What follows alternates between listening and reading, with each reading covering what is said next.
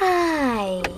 In front of me is HUAWEI Nova 10 SE, and today I would like to show you how you can set up app lock on this device. First of all, go into Settings and scroll all the way down. Then select Security. Now tap on App Lock section and choose Enable.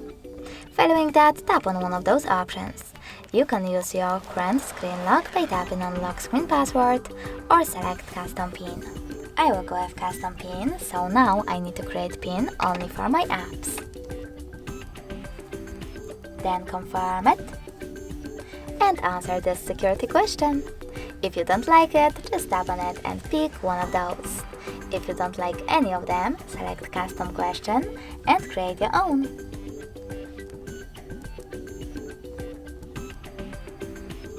Save it by choosing OK and remember to answer it correctly below. Now click on Finish. Finally, you can tap on the switchers next to apps that you wish to lock, in my case App Gallery. So now when I click on Home button and try to access App Gallery app, as you can see, PIN is now required.